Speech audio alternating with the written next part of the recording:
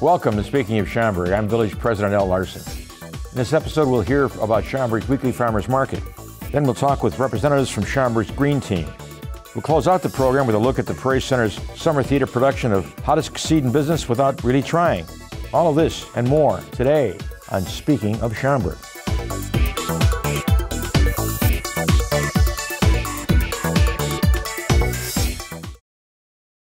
Every week throughout the season, the Village of Schaumburg hosts a farmers market boasting a wide array of produce and goods of all sorts. With us today to fill us in on what they've got going this summer is Farmers Market Coordinator Martha Dooley.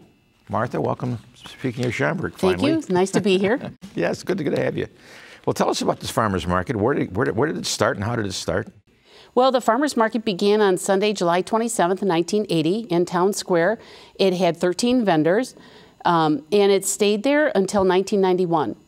And when the center began to show signs of wear and tear and was slated for redevelopment, the market moved then to the parking lot of the Schaumburg Transportation Company, where it remained until 1994. And in 1994, that property was purchased for the development of the Town Square neighborhood, which is there now. The Old Town neighborhood, it consists of townhouses and some single-family homes. And then when that property was developed, the farmers market moved to St. Peter Lutheran Church on Schaumburg Road, and it stayed there through 1999. And at that time, we still had about 15 vendors. Then in the year 2000, we moved back to Town Square after it was redeveloped and pretty much built out.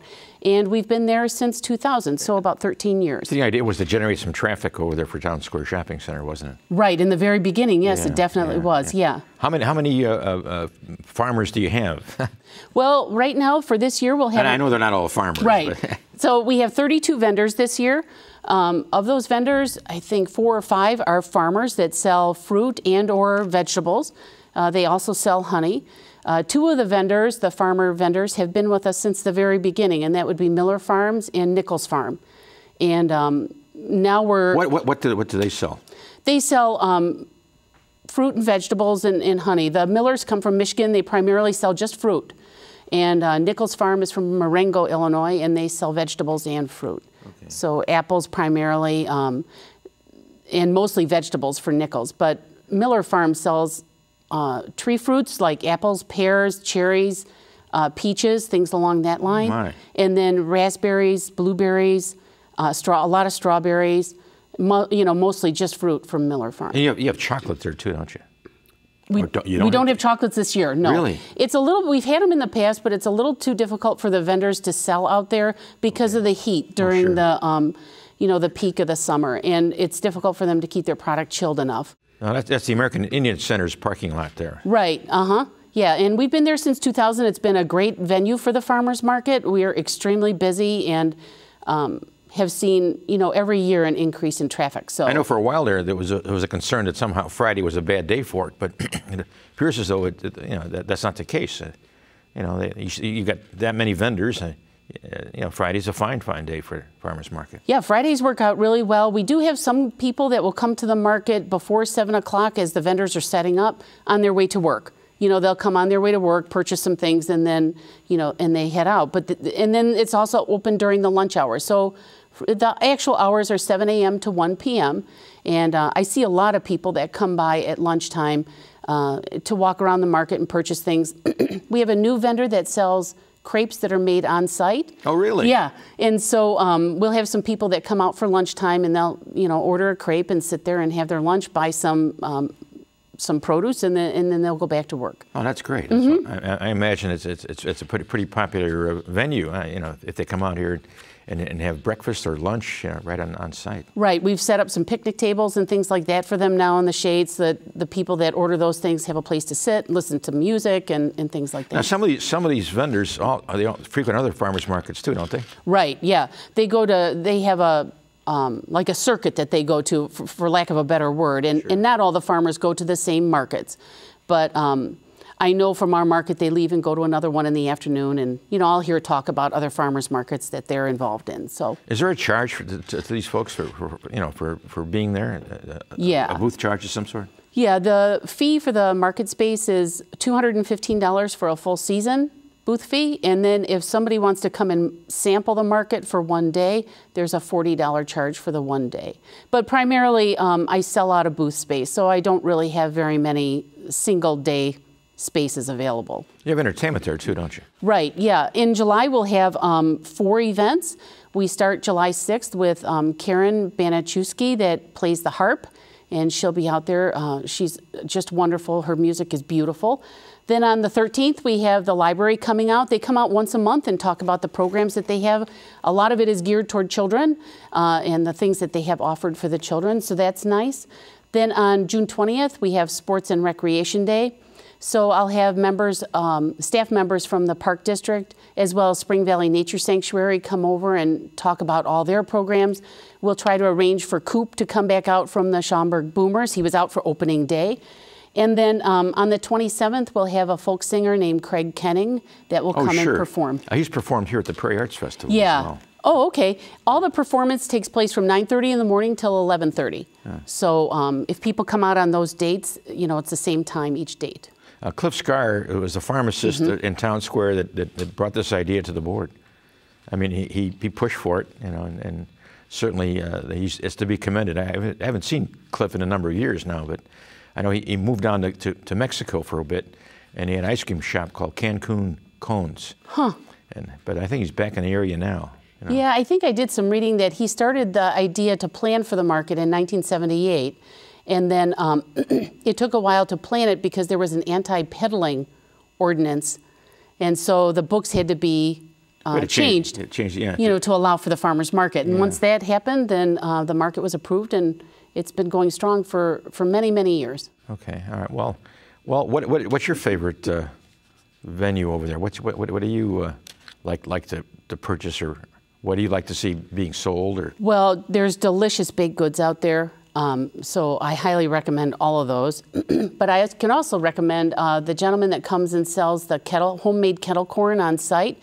He's got a big, like 55-gallon drum that he heats using propane, and he cooks the popcorn in that. So you'll see the popcorn kind of bouncing out of the kettle, and he uses a big wooden spatula to stir in the sugar and things, and the salt that goes into the popcorn.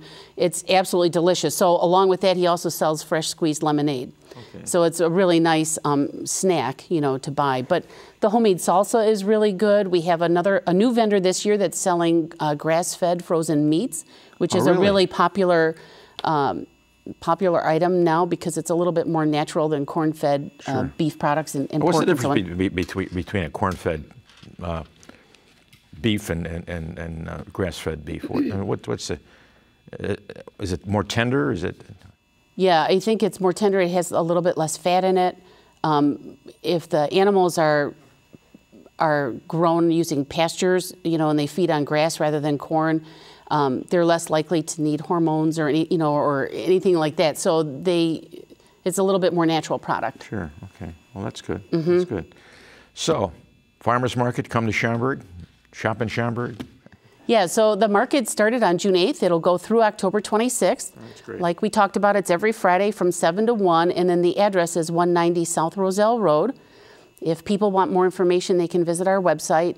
We have all the entertainment information on there, as well as a map of the vendor layout, so they can see who's there and what types of products they sell. Well, that's great. Well, Martha? Yeah. Thanks for being here. Oh, my pleasure. Schaumburg. Hopefully we'll get you back, and maybe sooner than you think. Right? Yeah, right. Schaumburg is always looking for ways to make itself a more efficient and environmentally friendly community. Find out exactly how we're doing this next, here on Speaking of Schaumburg.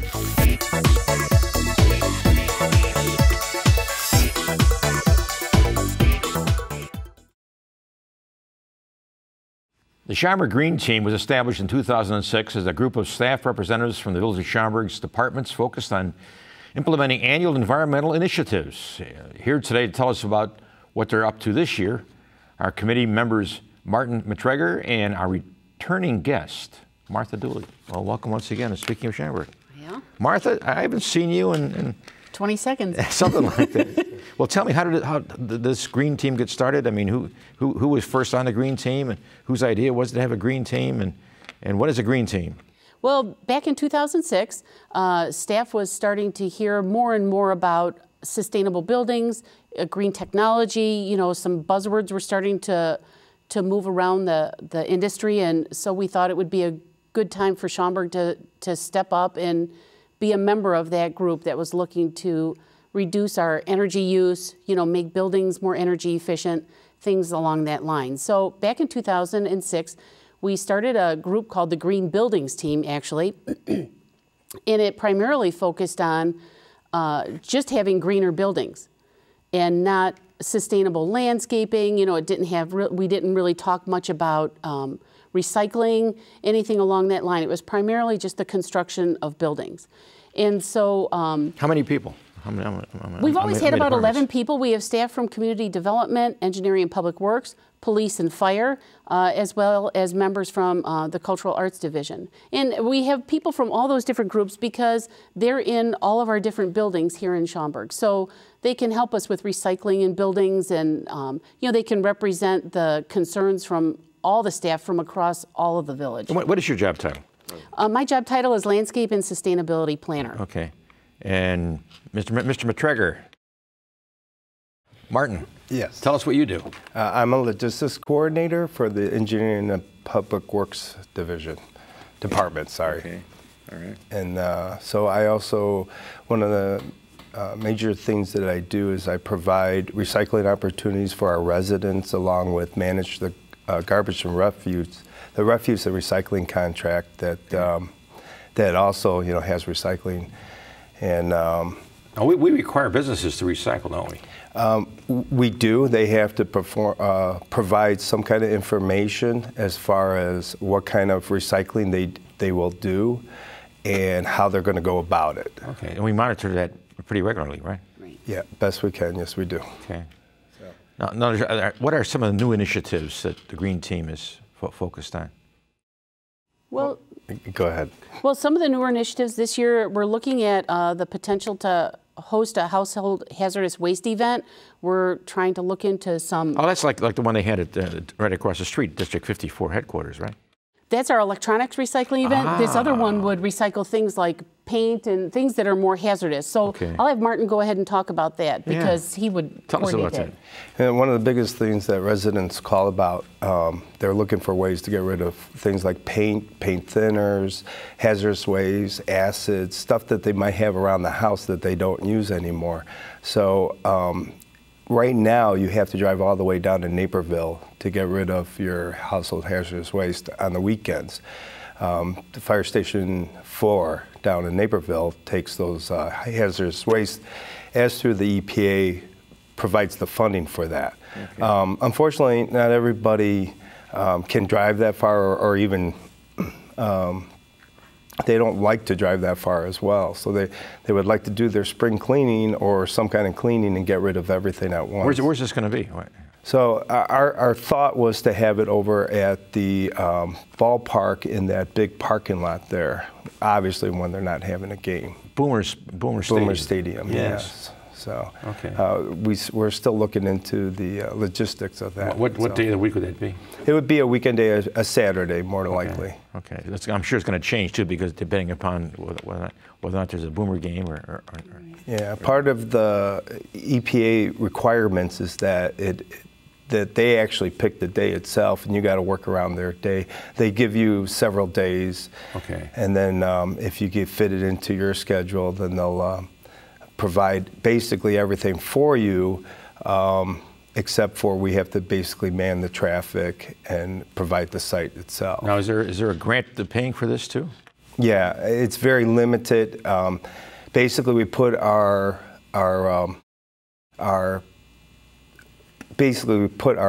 company or our village on file with them, saying we want a recycling event, and we give them all the information, and they put it on a stack. And obviously the stack is somewhat high, and when they get to it, they'll provide that event for us, hopefully sooner than later. They also do it as need basis too. If they haven't had one around here, they'll bump that up in the pile itself. Do you have any idea as to when this event's going to take place? Yeah, we're not sure, Al. We're in the process of putting together the grant application and creating a partnership with the Boomers, you know, to host it down in that parking lot so that we have an area that's big enough to accommodate it, because we'll have a large draw. We did used to do these in the past. The Illinois EPA always provided the funding for it. But because of budget cutbacks, they actually stopped doing this for a number of years.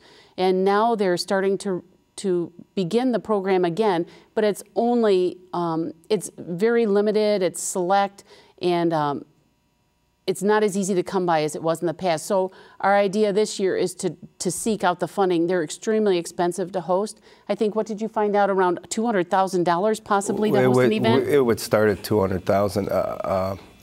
Nearby village hosted one, and they paid for it themselves. They had $50,000 set aside. It ended up costing them $200,000, and that was for a community that was 37,000 people, and it was isolated to just that community. Only those residents could attend. So really, it's a very expensive. They check your ID when you come in there? That was at that time. Yes, they checked their ID when they came in. Is that what you plan here? Just no. No. Okay. No, we would not do that, and we think that it makes the grant more eligible if you include other communities, because then you service more people. Oh, sure. Yeah. Oh, sure. Now, what else beyond the hazardous waste thing? What else does the Green Team do? Well, some of the things we've done in the past is we worked on the ordinance for the recycling of demolition debris, which is now on the books in Schaumburg, and that was a great project to work on. Last year, we hosted an event. Let me back up. Yeah. Demolition. Okay. What do you mean? A tear down of a house or a commercial property? Right. So if they tear that down, then they can recycle, let's say, concrete from the foundation or the sidewalks. They can recycle any asphalt that they take out. They could recycle if there's aluminum siding, carpet, wood. We have sources for all that? Well, they arrange for that. Okay. Yeah, and then they submit a plan that shows how much they've recycled. Okay. Mm-hmm. All right. So we did that. We also hosted an event at the library last summer with the Citizens Utility Board, also known as CUB. Sure. Where residents could come in, and actually anybody that found out about the program through the library could come in and bring their utility bills and have those reviewed to see if they were paying unnecessary charges, things that they didn't really need or use on their bill. So we did that event. We also worked on and had approved an anti-idling policy statement for village-owned vehicles to reduce carbon emissions from vehicles. And in 2009 and 2010, we really focused on that ComEd Community Energy Challenge and doing, the things that we had to do to win that challenge. Now, what makes a green building green? A green building green is a lot of different things. It's energy efficient lighting. It's materials made out of recycled materials. So if you're buying countertops, if you can buy countertops that were made out of recycled materials, that's an excellent thing to do. It's using paints and things that have low volatile organic compounds in them, they call it, so you have clean airspace. What about that green parking lot that we built? Right, so that's another thing that you can do, to put in pavers. And then you want to tell us where that is? Yeah, it's over in the old Schaumburg Center behind Lou Malnati's and there's a doctor's building over there. Yeah. Right, several different spots. So the water permeates through the pavers, the concrete pavers, and then it's stored in a basin underneath, and that water is then used to irrigate the plantings in that area when needed. So kind of recycles it, right? It does. Yeah. Mm-hmm. It's a very sustainable parking lot. Yeah. Did we get an award for that? I believe we're submitting for an award. Okay. So yeah, we'll see. Yeah. Well, that's good. Well, thank you. Thank you, Martha, once again. Yeah, thank you. Okay. Martin, thank you. Appreciate it. Warm weather can only mean that it's time for the Prairie Center Summer Theatre program. We'll talk about this year's exciting new production next, here on Speaking of Schaumburg.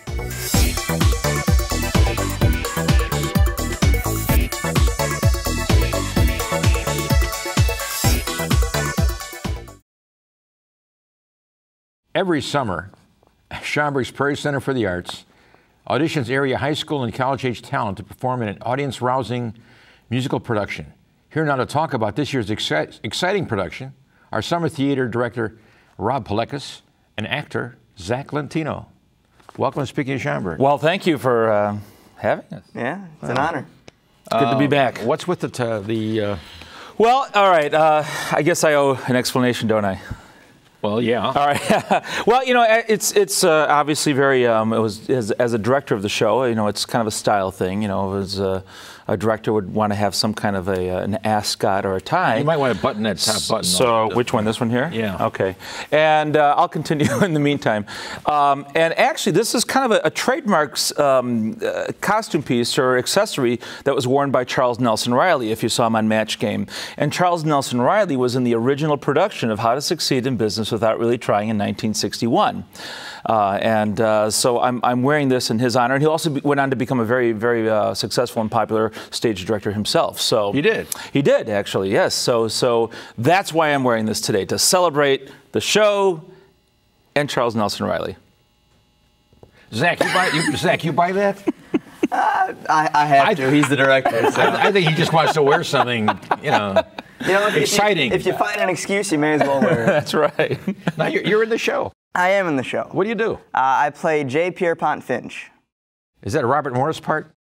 Yeah. Yeah, he originated the role on Broadway and also was in the movie Robert Morris, so he was absolutely. And whatever happened to Robert Morris? He's still around. He actually had also a very successful stage career. He portrayed Truman Capote on stage, did a number of films, and yeah, he's still with us. Okay. Yeah.